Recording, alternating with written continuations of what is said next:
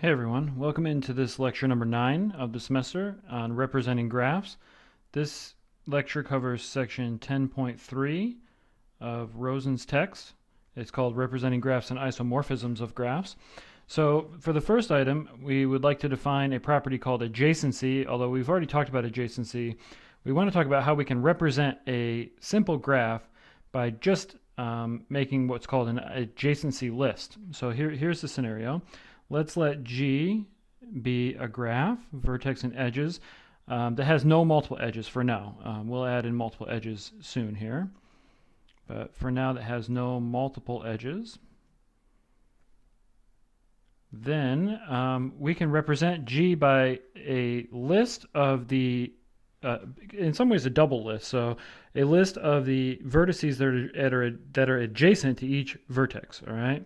So I'll just write this out this way. We can represent G by an adjacency list, and we'll do an example of this. So adjacency list. So here's the idea. Let's start with a graph. I'll start with one that looks like this. So it's going to have 5 nodes, but they're not all going to be connected. So let's label these A, B, C, D, E around this way. And then the edges will be A to B, A to C, A to E. Then there will be one from E to C, and then these two. So there we go. There's our graph. And what we'd like to do now is make an adjacency list to represent this graph. So completely represent this graph. And basically all you do is you make a list of all the vertices. So I'm going to label the list, the first column vertex, and then the second one adjacent vertices. So adjacent, I'll just call it verts, but those are vertices. And so for A, for the vertex A, we just want to list all the vertices that are adjacent to A. Well, remember, adjacent means that there's an edge that connects A to the other vertex. So B, C, and E are all adjacent to A. B, C, E. But not D, right? There's no edge that connects D to A. And then you just go around here. So what about B?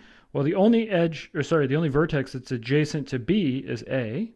It's the only edge that's connected to B. And then for C, D, and E, we can do the same thing, right? For C, we have A, D, and E. A, D, and E. For the vertex D, there's C and E only. And then for the vertex E, there's A, right? There's an edge connecting to A, C, and D.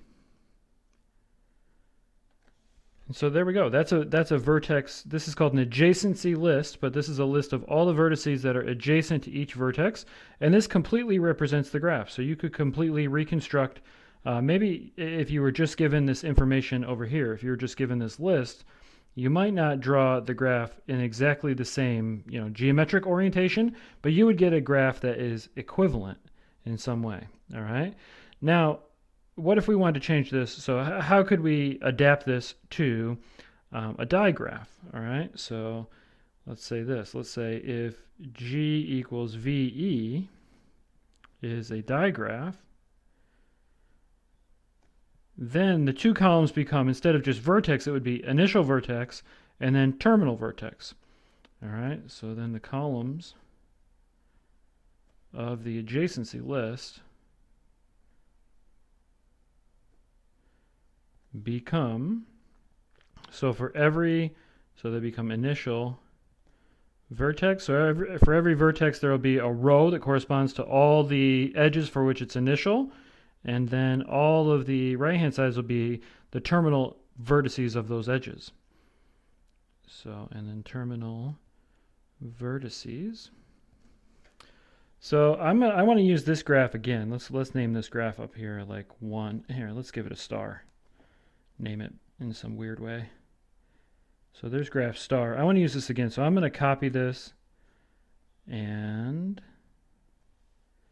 paste it down here and turn it into a directed graph. So at this point, let's just take these same edges and just add some direction to them. And then let's add another edge here, like a loop at B. And so if we were going to make the adjacency list for this now this is a digraph, right? So now the adjacency list for this one is going to have our initial initial vertices, and then the terminal vertices that correspond to the edges, right? So in some way you're just representing the edges. So A, B, C, D, E, those are still the initial vertices. But now for each one of these, we want to list the terminal vertices that correspond to edges. So for A, we have outgoing from A to B. So B is the terminal vertex from A. We have outgoing from A to C. So C is the terminal vertex from A. Then we have incoming from E to A, but that's not going to go here, right? Because A is not the initial vertex of this arrow right here, this edge right here. When we go to B, we have B as an initial vertex, but there's a loop, so that's a terminal vertex as well. But that's the only one, right? So this arrow here is coming in. So the only edge for which B is an initial vertex is this loop. So now we go over to C. The only one for which it's initial is the one that ends with D. From D, the only one for which it's initial, right, is the one that ends at E. And then from E, there's two. So there's one that goes from E to A and one from E to C. And so notice how this is a little bit different than this one, even though, you know, I added the loop at B. But other than that, they're pretty much the same graph, right? So if you add the loop up here, you would just have a B here as well. But there is a lot less information on the right-hand side of this adjacency list, but that's because the vertices you have more information. You have a directed graph, right? More structure. So yeah, there you go. We can now take these adjacency lists and kind of turn them into matrices. So we can make adjacency matrices. So we'll label this next section here adjacency matrices. For each graph, there's going to be one adjacency matrix. So, and the basic idea, like I said, is that we can take the list and convert it to a matrix. Here's the actual definition. So the adjacency matrix of a graph, again, G equals VE, for which the cardinality of V is some finite number. Let's call it N. Oh, let's call it M actually in this case. So this is a matrix in the space. So I'm going to call it Z2 M by M. Remember, Z2 means that the entries are either zeros or ones. And here's what we really need to know. So this is just kind of symbolic nonsense here, right? But obtained by the rule, and here's the rule, that Aij, so the matrices entries are A lowercase ij, and these entries are equal to 1 if there's an edge connecting the vertices Vi and Vj. So we can represent this by Vi, comma Vj. So if this is in our edge set, where again, remember how the edge set works. The Vi and the Vj are vertices that represent the endpoints. And if your graph is not directed, then this could be thought of as the same as V. This could be thought of as a non-ordered set, right? If it's a digraph, then this becomes an ordered set, right? Then it's 0 if not, or if otherwise, you could say. All right. So the entries are either zeros or ones. They're they're 1 if there is an edge corresponding to the vertices in the same row and column numbers of Aij, right? And otherwise, 0. So let's go back to our graph here and try to make the adjacency matrix for this graph.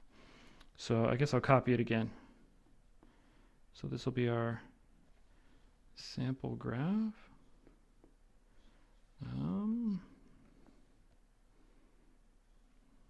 So we'll put this here. So again, this is our graph 1 star, we named it, right? Now we want to build the matrix. So the matrix itself is just a matrix of zeros and ones. So it's just going to fill out something like this. But the idea here is that we might want to think of the rows and the columns as corresponding to the vertices, right? So A, B, C, D, E, working down and working across. So these are, now I've given some order to the vertices. And this is always the case. Whenever you represent something by a matrix, you have to choose an order and then stick with it, right? And so now what we have to do is ask ourselves, is there an edge that connects each of these to the other ones, right? And so as far as A is concerned, there's no loop at A. There is an edge from A to B, so that's a 1. There is an edge from A to C, so that's a 1. There's not one from A to D, that's a 0. And there is one from A to E, so that's a 1. And notice that once we do the row, and for this graph is not a directed graph. So a non-directed graph with no multiple edges, then this matrix has to be symmetric, right? Because we're not considering the vertices as being initial or terminal in any way. And so obviously then the columns will be the same as the rows, right? Now we go to B. B only is connected to A, and that's it. So we've already taken care of B, right? So all the rest of the B's are zeros. There's no other edges at B. We go to C. We've got the edge from C to A. We need the edges from C to D and C to E, but there's no edge from C to C. There's no loop at C, right? So this will go like this, which means that row goes like this. And then D, D's connected. There again, no loop at D, but it is connected to E. So this looks like this. And then no loop at E. So E gets a 0 here. And so this is our adjacency matrix for this diagram. So if we strip off, remember I wrote these in slightly lighter shade here because they're not part of the matrix itself. All right, just this part. I'll rewrite it just this one time just so we can be clear that this alone is the matrix, right? And then the last column is 1, 0, 1, 1, 0. This is the adjacency matrix. Again, this would change if you change the ordering of the vertices, right? So this is what the vertices, this is for the vertex set, ordered as A, then B, then C, then D, then E. Okay, so now the question is, so that's how you make a adjacency matrix, and I think we all understand why a matrix would be beneficial to us if we're going to try to code something in a computer. The list is fine, but the matrix itself is nice as well. What about if our graph does have multiple edges? So let's forget about digraphs for now, but talk about multiple edges. So here we'll call this next little item adjacency matrices for graphs with multiple edges. And so for this one, I'm going to draw us a new graph, and we'll just do this by example. I think you'll understand how it has to change. But here I'm going to just make a 4-point set. So let's label these vertices A, B, C, D, clockwise, starting in the upper left. And then I'm going to draw multiple edges now. So from A to D, 2 edges. From A to B, let's give this thing 3 edges. B to C, just 1 edge. B to D, let's say there's an edge, and then D to C, let's say there's 2 edges, and C is going to have a loop. So there we go. So there's our graph. You fill these in so we make sure we can see the nodes, right? And we want to make the adjacency matrix now for this one. So if you're going to add in the possibility of multiple edges, then what's got to change? Well, up here, we said that this matrix had to live in Z2, m by m, right? So it has to be a square matrix because it's on the set, the Cartesian product of the set of the vertices, right? So it's got to be a square matrix. But then we said we're only going to allow for zeros and ones, and so there's 1 if there's an edge and 0 otherwise. Well, the most obvious and straightforward way to kind of extend that to multiple edges is to allow for a 1 for each edge that obeys this, right?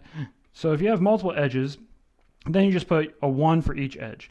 So in other words, if we do our, again, I will make a little room here just for the sake of being able to look at this. Then we'll just erase them. I won't rewrite it. But let's say A, B, C, D, A, B, C, D. All right, and so AA, there's no loop there, right? A to B, A and B are connected by 3 edges now, 3 edges. So instead of a 1, we'll put a 3 in that spot. And notice again, because this is a non-directed graph, this matrix is going to always be symmetric, okay? This adjacency matrix will always be symmetric, given if you have a non-directed graph like this.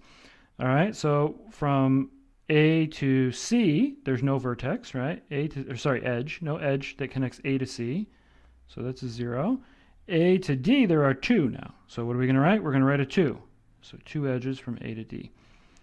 B, we already took care of B and A, but B to itself, there's no loop, so that's a 0. B to C, there's only one edge. So those are ones. And then B to D, there is one edge, right? So there's ones there as well. One edge from B to D. C has a loop. So that now gets a 1 in the C, kind of the CC location there. The 3, 3 location if you're numbering these. And then C, everything else is taken care of, but C to D, there are 2, right? So here's 2. And then there's no loop at D, so there's a 0 here. So at this point, this is now the adjacency matrix for this graph. So this graph with multiple edges. So if you have multiple edges, you just end up with integers larger than 1 potentially. All right, so it's a very straightforward generalization to the multiple edges. Okay, there is another way to represent a matrix, a graph by a matrix, and that's called an incidence matrix. So this section here we'll call incidence matrices. And remember from our definitions, our basic definitions of graphs back a couple lectures ago, we say that a vertex is incident with an edge if the vertex is an endpoint of the edge, basically. Okay, so in this situation, let's suppose that we have a finite simple graph like we had before. So G equals VE. Let's say that the cardinality of V is lowercase m again. The cardinality of E now, the edge set, is going to be lowercase n. And then we're going to build our matrix, which we'll call M this time, because I means other things in matrix theory. But our incidence matrix we'll call M.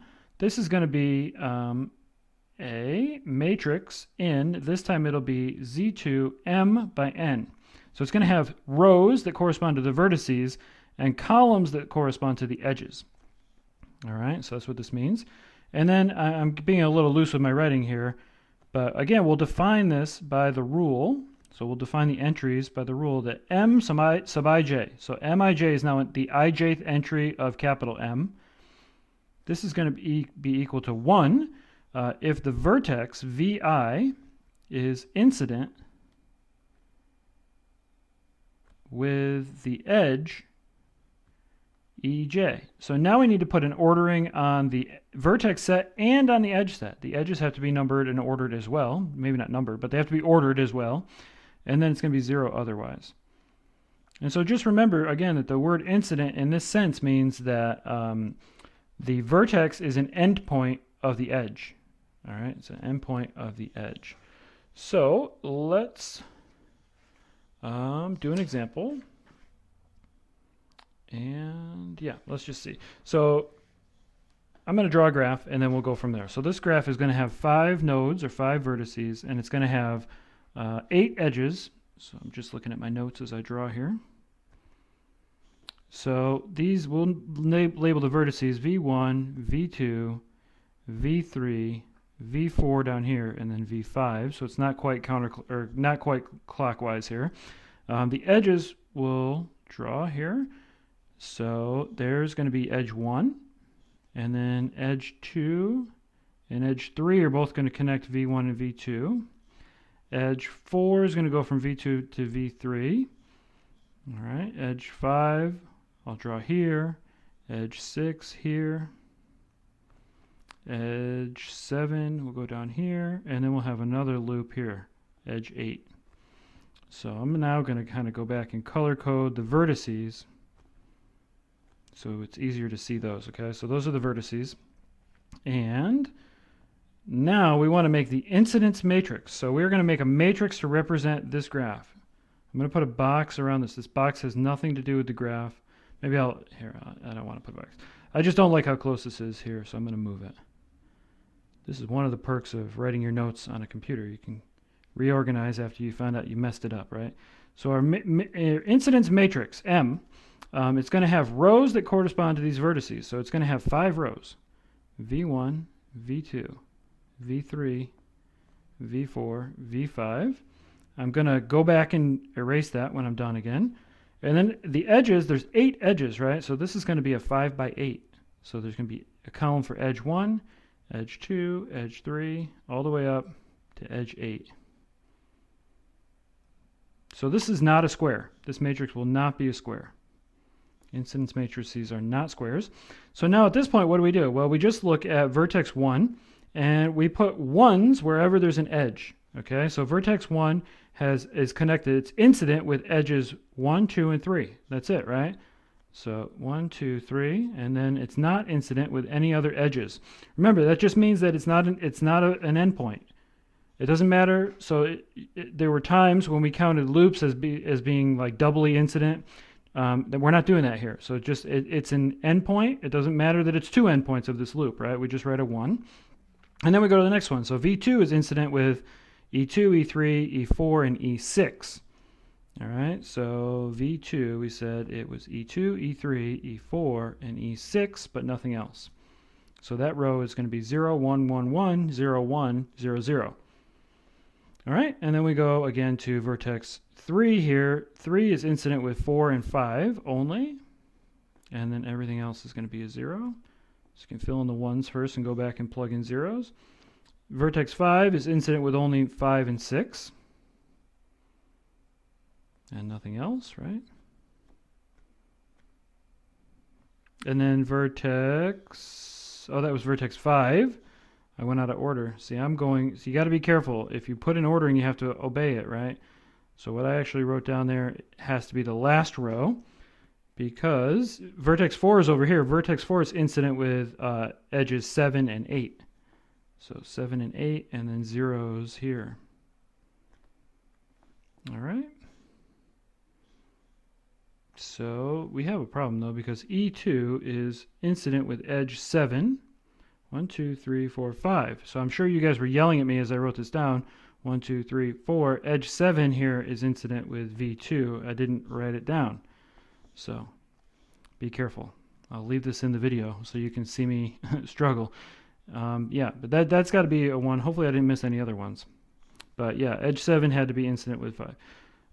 With V2. So you can count up, by the way. When you add up the entries in a row, it should correspond to the number of edges incident with that vertex, right? So there's 1, 2, 3.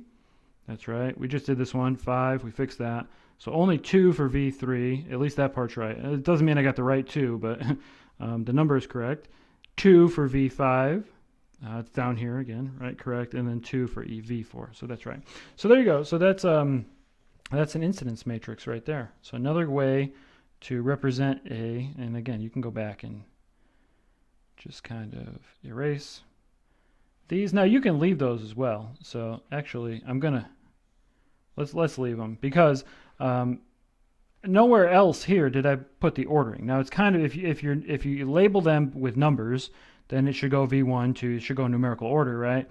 But there's no reason it has to go in numerical order, and we'll actually do an example later near the very end of this lecture where we change the order of the vertices to not be in numerical order.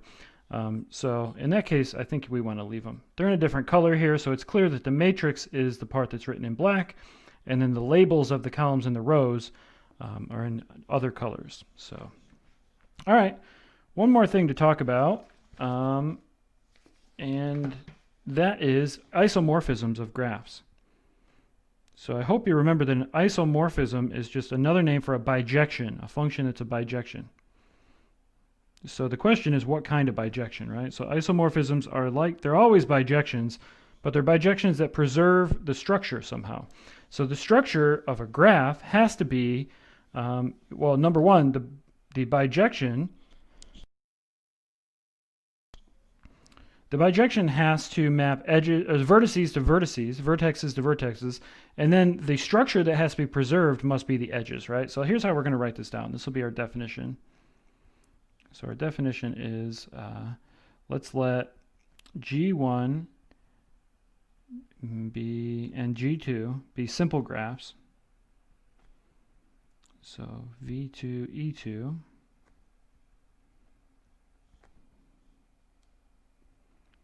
All right, and so these are going to be isomorphic. So G1 and G2 in this case. These are isomorphic if there exists a bijection. So if and only if, actually, there exists a bijection f from v1 to v2. So between the vertex sets. So there's got to be a bijection between the vertex sets, and then such that the following property is satisfied on the edge set, all right? Such that for every pair, so I'll say it this way, for every pair A, B in V, here I don't want this to be an ordered pair though, so it's just for every two elements A and B in V1, if A and B are adjacent, that is, if there's an edge in E1 that corresponds to them, right? So I'm going to say if they're adjacent in V1, then their images, f of A and f of B, are adjacent in V2. All right, so in some sense, this means that there's also, f also maps the edges to the edges, right? So the edges are preserved, let's say it that way. This is the structure that needs to be preserved to make it an isomorphism. All right, so it's a bijection that preserves some extra structure. The edges are preserved. All right, we're going to do a couple examples. Let's start with a simple one here. So let's start off with a 4-vertex graph that just makes a square. So let's say we have U1, U2, U3, U4. All right, and we'll call this graph G. And then let's say we, obviously, if we're going to have an isomorphism, we have to have the same number of vertices. That part cannot be debated because we have to have a bijection, right? So the edge set over here we'll call V1 through V4, but this time, let's say the edges look like this. All right, we'll call this graph H. And it turns out that G, in this case, G is isomorphic to H. So let's see why. And by the way, well, I'll write it turns out, but we're going to prove it, okay? And by prove, we'll at least show it, I'll say. Turns out that G is isomorphic to H, and we can write G squiggle H for this relationship, kind of like equivalence class, right? Equivalence relation, I should say, right there. So how are we going to do this? Well, to prove that two things are isomorphic, we need to produce the bijection. So up here the definition says there exists a bijection. By the way, there might be more than one, right? So we need to produce a bijection that preserves the edges. All right, so that's what we need to do. So for this one, we can kind of do it by guess and by golly because all of the edges obey the same, or all the vertices, I should say, obey the same kind of properties. They all have two edges connected, and that's it, right? So they have the same number of incidents at each vertex. So here's what we can do. We can say, all right, let's just map U1 to V1. So I'm going to write over here. Here's my F that I'm going to build. I want U1 to map to V1. So U1 has to map to V1. All right, well now I have to figure out what happens with U2, right?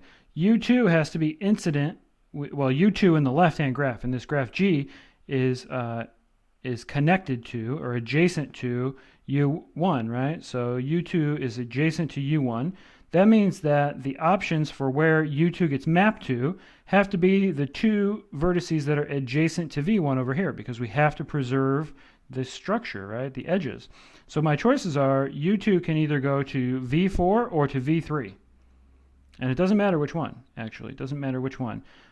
Just for the sake of kind of the imagery here, let's say that U2 kind of gets flipped over and goes to V4. So U2 can get mapped to V4. All right. So at that point, we go over to U3, right? Well, what's U3? What's got to be true of U3? U3 cannot be adjacent to U1, right? So U3 cannot be adjacent to V. The image can't be adjacent to V1, so that kind of crosses off V3. And it has to be adjacent to the image of U2, which is V4. So it's got to be V2. So we don't have a choice on this one, right? We had a choice on the last one. We could choose either one. The fact that we chose V4 to be matched up with U2 means that U3 has to go to V2.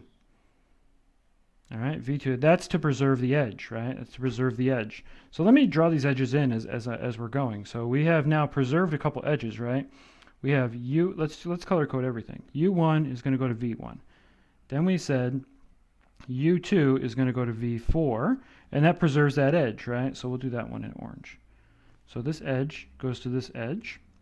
Then we made another choice, right? Or yeah, this was not a choice. So at this point, we don't have a choice anymore because the next one has to be, V3 has to include this edge. So I'll do this in light blue, and it has to have an edge that connects to what we drew in green, right? So it has to be this. It's the only one that makes sense. That's what we chose. And that then preserves this edge, because this edge maps to this edge. All right, and then from here, there's only one more choice because this is a 4-point set. So now V3 better map, sorry, U3 better map. It is V3, but it's U4 that's in the domain of our function f. Our function f is going this way, right? So U4 better map to V3. It's the only way that this can be, right? So I'm running out of colors here. I'm just going to mix and match. I'm going to call this an orange vertex, and then I'm going to connect the blue edge here. Orange goes to red. So orange goes to red by blue for some reason. And then this edge down here I'll make red. This one goes here. So there's the isomorphism. So the isomorphism is F. It's the bijection F. So this is it, right? Once you define what this does to the vertex sets, then you're done, actually, right? So it took the vertices U1, U2, U3, U4, sent them in that order to V1, V4, V2, V3, and the edges are all preserved. Okay, we were able to look at the edges and make sure they're preserved by just coloring in this picture. So by like a coloring method, just to make sure everything matched up. So I've got one more example for us, and it's based on the same principle. So it's a question here, but I'm going to give us the answer. So this is just an example of an isomorphism. I'm going to now draw a couple of graphs with 6 nodes, 6 vertices, and I'm going to arrange them like this. All right, so I'm going to arrange the nodes the same way for each of these. I haven't filled in the edges yet. So if you're following along, just do this. And then we're going to label these. So let's say this is U1, U2, U3, U4, and then make U5 and U6 be the interior ones. These will then be V1, V2, ordered in the same way. Actually, for some reason, it doesn't really matter. Let's do it the same way. V2, V3, V4, V5, and V6. And now here's the graph. So this graph on the left put a box connecting all the edges that are in the exterior, and then kind of a squiggle going over like this. So there's graph 1. All right, we'll call this one G. This one we'll call V. This one's going to have the lower 3 edges like this, but then in between we'll have an edge going like this, and then an edge going like this. So slightly different, all right? And the question is, to call this one H. Are these isomorphic? So are G and H isomorphic? It turns out that any algorithm that exists for trying to determine if these graphs are isomorphic or not turns out to be exponential in time complexity. This is a worst case scenario. Okay, so that means that as you add vertices to your graphs, like even 6 nodes here is like nothing, right? For anything that you would do practically, as you add vertices, the time that the computer takes to crunch through the algorithm increases exponentially. That's horrible. All right, so in other words, there's not really a good algorithm for determining if 2 graphs are isomorphic or not, other than to just guess and check. All right, so that's what we're going to do now. And so what we can do, so again, what we need to do, so the only way to prove this, if we're going to prove it, is we need to produce an isomorphism.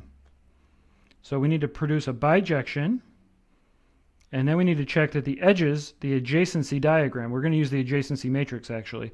We need to check that after we have produced an isomorphism that our edge sets, our edges, match up. All right, we did it by coloring in the last one. We're going to use a matrix in this one. All right, so again, to define our isomorphism, the first thing we need to do is define our map, right? So I'm just going to get ready here and figure out where these vertices are going to go. So U1, the thing that we really need to pay attention to is the number of adjacent edges, or the number of incident edges at each vertex. So U1 has, like you might call it, an incidence measure of 2. There's 2 edges incident here, right? So let's just write it here, 2. Over here, that means it needs to map to an edge, or to a vertex that also has incidence of 2, right? So V1 has 2 edges, V5 has 2 edges, and V3 has 2 edges. Let's go ahead and fill out all of these here, right? So also V6 has 2, right? V6 has 2 edges. So these are all going to be 2s, and then these 2 outer ones are going to be 3s, right? There's 3 edges here, 3 edges here, 3 edges here, 3 edges here. So like at the most basic level, those things have to match up. And then we have to make sure that we match up the proper, that we just match up everything else properly. So U1, let's just say U1 goes to V1. All right, so we'll say U1 goes to V1. Then we have to map U2. Well, U2 is over here. U2 has really only 2 choices. It can either go to V2 or V4, but only one of those, right? So if you look over here, U1, oh, we made a bad choice. U1 cannot go to V1. We've already messed this up, right? So U1 can't go to V1, and the reason is what? That not only do you have to pay attention to the incidence measure that we just made up here, right? The incidence measure, but you have to look at what kind of incidence measure or adjacency measure the adjacent vertexes have. So this one's out because it's not adjacent to 2 3s. It's got a 3 and a 2, right? So actually U1 has to go to V6, it looks like, or to V3. Those are the choices. So U1 can go to V6 or to V3. Let's send it to V6. All right, so why did I choose that? Hopefully we understand this. It's because the incidence measures of the neighboring vertices have to be the same, right? So we have 3, 3, 3, 3. All right, so this has got to go to V6. That's why V1 was a bad choice. All right, let's then go to the next one. So the next one we'll say is U2. U2 can either go to V4 or V2 or V4.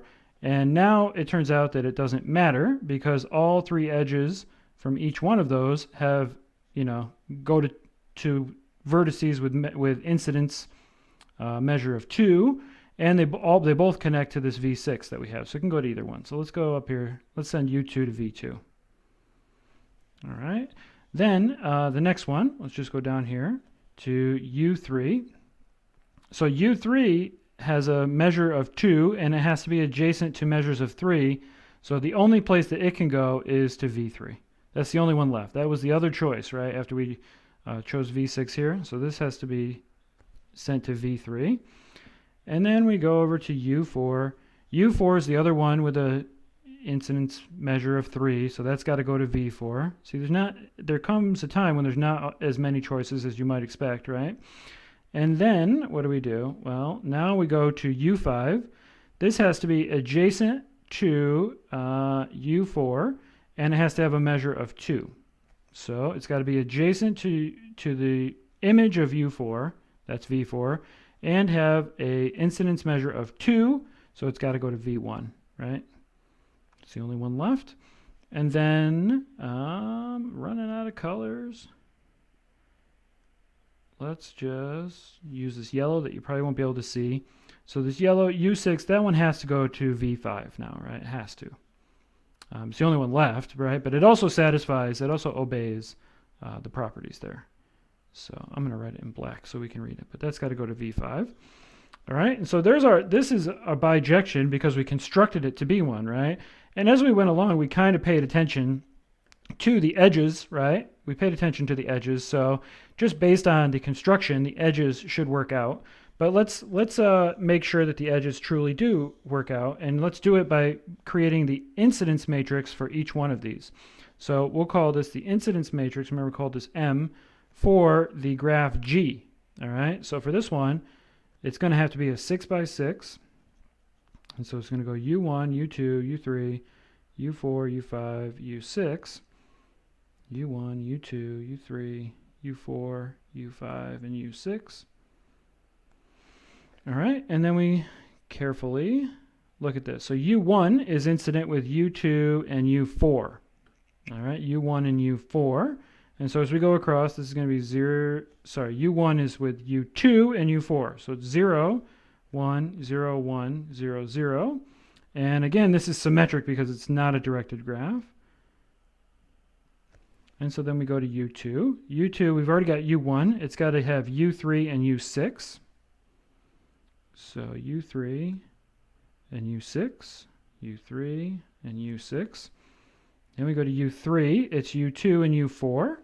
So U2's already taken care of. We need U4. U4. U4 is incident. We already have U3 and U1 taken care of. So U5 is the next one, right? But not itself. And then U5, we need to be connected with U6, and that's going to do it, right? So there we go. So there's the incidence matrix for the graph G.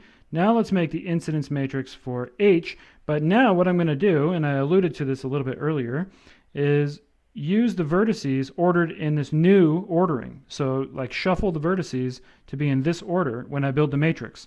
So as I labeled this one, right, I'm going to label this one as V6, V2, V3, V4, V1, V5. And then across the top in the same order, V6, V2, V3, V4, V1, and V5. And now we need to build the incidence matrix. And if these incidence matrices are the same, then our graphs are isomorphic. All right, if they're exactly the same now that we've shuffled the vertices, right? So the shuffling of the vertices is done by the bijection, and then we check the incidence matrices to make sure that these have the same edges, right? So V6 is going to be, start at V6. It's going to be connected to V2 and V4. V2 and V4. So 0, 1, 0, 1. Now you have to read very carefully, right? So V2 and V4 and nothing else. Then we go to the next one is V2. V2, we already took care of V6, but it's got to be connected to V3 and V5. So V2 goes to V3 and V5. So not itself, V3, V5. V3, V5. Now what's the next one? You go in order of the list, right? So by the way, none of these are going to have loops. So it's always going to be 0 in the 3, 3 spot. But then from V3, it's connected to V2 and V4. We've already got V2 taken care of. V4 is next, right? So V4 is actually the next one in our list. And then we go to that. So V4. V4 is connected to V3, V6, V1. We've actually already done V3 and V6, but we haven't done V1. So V1 we need to take care of. So again, not itself. V1, yes. V5, no. And then V1 is connected to V5, but nothing else, right? And V4, we already took care of V4 though. V5 is the next one. So this one will be this. And now if you compare these two, these are exactly the same, right? So mg equals mh, and this means, and because we shuffled, right, because we used f, the bijection, to kind of shuffle the vertices of the h graph, then this means that f preserves the edges. F preserves the edges, right? And therefore, F is an isomorphism. And we can say that these two graphs, G and H, are isomorphic. That means essentially they're the same, right? For anything that, if we're concerned with vertices and edges and how they're connected, then these are the same graphs. It's just two different ways geometrically to draw the same graph. All right, the labels are different, but the graphs are isomorphic, so they are essentially the same. All right, that's the end of this section. So as always, read through the book, do the exercises that I've recommended, or at least give them a shot. Do the daily check-in, and yeah, I'll talk to you guys in the next lecture.